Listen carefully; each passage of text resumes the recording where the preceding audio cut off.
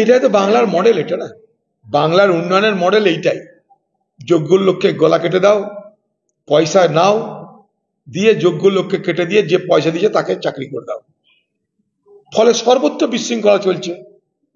বাংলার সর্বত্র যুব সমাজের মধ্যে যারা চাকরির জন্য হন্যে ঘুরছে তাদের মধ্যে তারা চেষ্টা করছে, কিন্তু তারা জানে যে আমার চেষ্টাটা সফল হওয়া দুরস্ত। কারণ আমার চেষ্টার কোনো মূল্য থাকবে না যদি আমার বাবা মা লক্ষ লক্ষ টাকা ঘুষ দেওয়ার ব্যবস্থা না করতে পারে। এখানে যা কিছু হয় পয়সা ফেকো, তামাশা দেখো।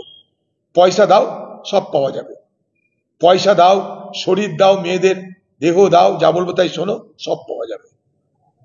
তৃণমূল এইভাবেই আগামী দিনে এ বাংলায় গ্রামে গ্রামে একে অপরের রক্ত ঝরাবে, একে অপরের বিরুদ্ধে বোম মারবে। কারণ একটাই, আমি সবসময় বলি যেটা, যে কত আর পয়সা মেরে খাবে, পয়সা মেরে ভাগাভাগিটা কত আর করবে। রুটি তো মাংস এক টুকরো, কুকুর হাজারটা, তা হাজারটা কুকুরের মাংস সাপ্লাই হবে কোত্থেকে? আজকে জমি আছে, জমির ভাগ আছে, কালকে সেখানে টান পড়বে, সংখ্যা আরো বাড়ছে। বেকার যুবকরা ভাবছে তৃণমূল করলে আমি বড়লোক হয়ে যাব, তৃণমূল করলে আমি গাড়ি কিনবো, তৃণমূল করলেই আমার সংসার অবস্থা ফিরবে। তাদের আমি দোষ দিচ্ছি না, তারা মনে করছে তৃণমূল পার্টি করলেই আমার ভাগ্য চকচকে হয়ে যাবে। ফলে তৃণমূল পার্টিতে জড়ো হচ্ছে, সংখ্যা বাড়ছে কিন্তু রসদ নেই। অর্থাৎ সাপ্লাই বাড়ছে, ডিমান্ড বাড়ছে, সাপ্লাই নেই। চাহিদা বাড়ছে, যোগান নেই। চাহিদা যোগানে যখন ভারসাম্য থাকে না, তখনই সেখানে কনফ্লিক্ট হয়, সেখানে সংঘর্ষ হয়, গন্ডগোল হয়। এখানেও তাই হচ্ছে, চাহিদা যোগানের সমস্যা। অর্থাৎ চাহিদা বাড়ছে, যোগান হচ্ছে না। তৃণমূলের সব নেতাদের ভালো ভালো গাড়ি চাই, এসইউভি গাড়ি চাই। যে কোনো জায়গায় আপনি যান, এসইউভি গাড়ি একসঙ্গে পরপর 8-10টা চলছে, সিও তৃণমূলের নেতা। এখন মার্ক হয়ে গেছে। আগে আমরা কোনো গ্রামে গেলে জিজ্ঞেস করতাম লোককে, ভাই কোন দিকে যাব? তো সাধারণ মানুষ বলছো, ওই যে জমিদারের বাড়ি দেখছেন দোতলা, ওই দিকে বাঁদিকে, তার পাশ দিয়ে যাবেন। এখন গ্রামের লোকের বলা পাল্টে গেছে। যার বাড়ির সামনে দেখবেন গাড়ির লাইন, তার ডানে যাবেন বা বাঁয়ে যাবেন। ল্যান্ডমার্ক হয়ে গেছে তৃণমূল নেতাদের চলন, তাদের থাকার ব্যবস্থা, তাদের চলার ব্যবস্থা, এগুলো সব ল্যান্ডমার্ক হয়ে গেছে। দেখুন, গুলি করেছে তৃণমূলের নেতারা, সবাই জানেন।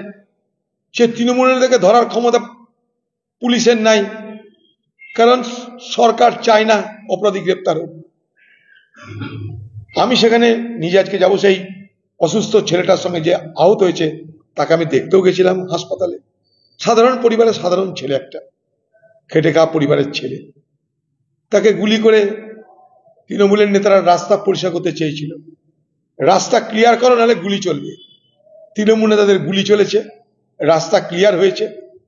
ক্লিয়ার হওয়ার বিনিময়ে হাসপাতালে তাদেরকে জীবন মৃত্যুর সঙ্গে লড়াই করতে হচ্ছে। পুলিশ সেখানে চুপ করে থাকবে, নীরব দর্শক হয়ে থাকবে। এই কারণেই অপরাধী যারা, তারা তৃণমূলের নেতা। ওখানে সবাই জানে তাদের নাম ধাম, গাড়ির নাম্বার, সবাই সবকিছু জানে। এর থেকে দুর্ভাগ্যের কি থাকতে পারে আর? এবং এই সমস্ত ঘটনার মধ্য দিয়ে পশ্চিমবঙ্গের তৃণমূল এই বাংলার মানুষের জন্য আগামী দিনে বড় বিপদের সম্ভাবনা তৈরি করছে, যেখানে আইন বলে কিছু থাকবে না, শৃঙ্খলা বলে কিছু থাকবে না। অর্থাৎ অরাজকতার পথে আমরা ক্রমশ এগিয়ে চলেছি। দেখুন, আজকে যে ভারতবর্ষের বিরুদ্ধে ষড়যন্ত্রতা করতে চাইছে সাম্প্রদায়িক শক্তি, চীন এবং পাকিস্তানের মদতে, বিনা পয়সাতে সেগুলো হয় না। তার জন্য পয়সা যোগান হবে, আর পয়সা যোগানের রুট একটা মিডল ইস্ট, দুবাই। যে কোনো সন্ত্রাসবাদী সংগঠনের জন্য এটা একটা রুট, সেই রুটে টাকা আসছে। আমাদের চিন্তা দিনের পর দিন বাড়ছে, আমাদের নিরাপত্তা নিয়ে চিন্তা বাড়বে, কারণ সন্ত্রাসবাদ কাউকে ছেড়ে কথা বলে না। আমরা সন্ত্রাসবাদ দিয়ে যেন ধর্মীয় মেরুকরণের রাস্তায় আমরা প্ররোচিত না হই, প্রভাবিত না হই, এইটাই আমার বাংলার মানুষের কাছে বক্তব্য। কারণ সাম্প্রদায়িক শক্তি এবং সন্ত্রাসবাদ কখনো মানুষের ভালো করতে পারে না। এই স্থির বিশ্বাস থেকে বলছি, আমরা যেন বাংলার মানুষ সাম্প্রদায়িক প্ররোচনায় আমরা যেন ফাঁদে পা না দিই। দেখুন,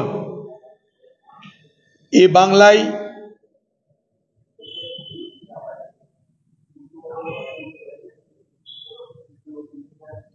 বাংলায় শিক্ষা দুরবস্থা আজ থেকে নয়, এ সরকার ক্ষমতা আসার পর থেকে এটা চলতেই আছে। শুধু শিক্ষা নয়, শিক্ষার পাশাপাশি স্বাস্থ্য এক অবস্থা। তার মধ্যে বলে দিলে আর পাস ফেল প্রথা থাকবে না, মানে আরো গল্প শেষ। আচ্ছা, প্রশ্ন আমার এখানটাতেই, এত কন্যাশ্রী প্রকল্প, এত যুবশ্রী প্রকল্প, এত কোটি কোটি টাকার জন্য খরচ, এই শিক্ষার জন্য খরচা হচ্ছে বলে পশ্চিমবঙ্গের মুখ্যমন্ত্রী দাবি করেন, তার ফলাফল এটা কেন, তার আউটপুট এটা কেন? পশ্চিমবঙ্গের যে কোনো পরিবারের কাছে যান, তারা কখনো সরকারি স্কুলে তাদের পরিবারের ছেলে মেয়েদের ভর্তি করতে চায় না যদি বেসরকারি স্কুলে পড়ানোর মতন পয়সা থাকে। এবং পশ্চিমবঙ্গে যারা মেধাবী ছাত্রছাত্রী, তাদের যদি ঘরে পয়সা থাকে, তারাও বাংলায় অন্তত পড়াতে চান না, তারাও বাইরের রাজ্যে পাঠিয়ে চান। এটা কিন্তু বাংলার চেহারা। তাই স্বাভাবিকভাবেই বাংলার শিক্ষা ব্যবস্থা আজকে সম্পূর্ণ ধ্বংসের মুখে, কারণ সম্পূর্ণ শিক্ষা ব্যবস্থাটা তৃণমূলীকরণ হয়েছে। সেখানে পয়সা দিলে ট্রান্সফার হয়ে শহরে এসে নিজের ঘরে থাকা যায়। তা গ্রামের স্কুলে যাবে কে? সব শিক্ষক শিক্ষিকা শহরে কি করে এসছে? নেতাদের পয়সা খাইয়ে। তাই স্বাভাবিকভাবেই গ্রামগঞ্জে স্কুলে শিক্ষকও নেই, শিক্ষিকাও নেই। বিল্ডিং আছে, সে বিল্ডিং করতে পয়সা মারার ব্যবস্থা আছে, কিন্তু শিক্ষক শিক্ষিকা খুঁজে পাওয়া যাবে না। দুর্ভাগ্য, আমাদের কোভিডের সময় এই পশ্চিমবঙ্গের সরকার, শুনে রাখুন, মিড ডে মিলে শোষিত শিশুদের বরাদ্দ চাল খাবার শিশুদের না দিয়ে তাদের নেতাদের মাধ্যমে বাজারে বিক্রি করিয়েছে। তাদের আগামী ভবিষ্যতের প্রজন্মের জন্য দরদ থাকবে কোথায়? দেখুন, আমি তো প্রথম দিন থেকে বলেছি, তৃণমূলের লোকরা তৃণমূল নেতাকে খুন করেছে। আরে আরেকটা চোরের সাক্ষী গাঁট কাটা যাচ্ছে, চোরের সাক্ষী গাঁট কাটা যাচ্ছে, এটা সব চোরের সাক্ষী গাঁট কাটা। আমি আবার বলছি, তৃণমূলের লোকরা তৃণমূলকে খুন করছে। আমি প্রথম দিনই বলেছি, জমির লড়াই, প্রমোটারি রাজের লড়াই, দেখেন পেপারেও বেরোচ্ছে। ওখানকার লোক, সাধারণ মানুষ সবাই জানে, মোটামুটি সবাই আন্দাজ করতে পারছে কি থেকে কি ঘটনা ঘটেছে। খালি পুলিশ আন্দাজ করতে পারছে না, কারণ দিদির সেরকম ইনস্ট্রাকশন এখনো আসেনি। দিদির যদি নির্দেশ আসে যে তোমরা নিরপেক্ষভাবে অপরাধীকে গ্রেপ্তার করো, এই অপরাধী গ্রেপ্তার করতে সময় লাগার কোনো কথা নেই বলে আমি মনে করি। এইভাবেই একের পর এক অপরাধ হয়ে চলেছে, অপরাধীদের গ্রেপ্তার করা হয় না। তার কারণ অপরাধীরা নিজেরাই সরকারি দলের লোক। যে খুন হচ্ছে সরকারি দলের লোক, যে খুন করছে সেও সরকারি দলের লোক, যে তদন্ত করছে সেও সরকারি দলের লোক। এবার হবেটা কোথা দিয়ে? অপরাধের কিনারা হবেটা কোথা দিয়ে? আর কিনারা হলেও তাদের কিছু হবে বলে আমার বিশ্বাস নাই, আমি বিশ্বাস করি না। এই তো সত্যেন চৌধুরী খুন হলো, প্রদীপ দত্ত খুন হলো, কি হয়েছে? এই তো সুশান্ত বাবুর উপরে হামলা হলো, কি হয়েছে? কিচ্ছু হবে না। অপরাধ যে করছে সে দলের লোক, যার বিরুদ্ধে অপরাধ হচ্ছে সেও দলের লোক, তদন্ত যে করছে সেও দলের লোক। ওদের তদন্ত কি হবে? শাস্তি কোথায় হবে? দেখুন, বাংলাদেশে আজকে যারা ক্ষমতায় আছে, তারা জানে যে ক্ষমতায় আমাকে টিকে থাকতে গেলে ভারত বিরোধী বাজার আমাকে গরম রাখতে হবে। কারণ আজকে যারা ক্ষমতায়, তারা নির্বাচিত কেউ জনপ্রতিনিধি নয়। তাই তাদেরকে কল্পিত দুশ্মন তৈরি করতে হয়, কাল্পনিক শত্রু তৈরি করতে হয়, যাতে বাজারে একটা জিগির তোলা যায় ক্ষমতায় টিকে থাকার জন্য। সেই জিগিরের একটা অংশ হচ্ছে ভারতের বিরুদ্ধে যুদ্ধ ঘোষণার জিগির। সারা বাংলাদেশ জুড়ে চীন পাকিস্তানকে সামনে রেখে ভারতকে দুর্বল এবং ভারতকে কমজোর করার জন্য তারা সর্বব্যাপী প্রয়াস করছে। চীনের একটা পলিসি আছে, স্ট্রিং অফ পার্লস, অর্থাৎ ভারতবর্ষকে ঘেরাও করো। সেই ঘেরাওয়ের জায়গায় পূর্ব প্রান্তে বাংলাদেশকে তারা হাতিয়ার করতে চাইছে।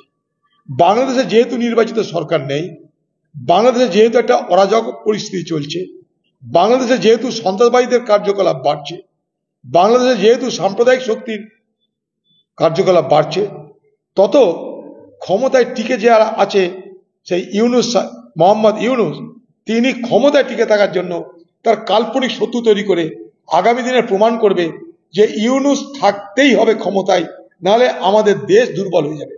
অর্থাৎ আগামী দিনে মনে করুন আজকে বিএনপি, আজকে অন্যান্য দল, জামাত বা যারা যারা আছে, আওয়ামী লীগ যারা ভোটের দাবি করছে, জামাত তো করছে না, বিএনপি বা অন্য গণতান্ত্রিক দল, আওয়ামী লীগ যারা ভোটের দাবি করছে, সেই নির্বাচন যাতে বাংলাদেশে আর না হয় তার জন্যই ভারতবর্ষকে কল্পিত শত্রু বানিয়ে টার্গেট করে বাংলাদেশে আজকে সরকার ক্ষমতায় থাকতে চাইছে। এটাকে বলা হয় ইংরেজি ভাষায় রিজন ডেটা।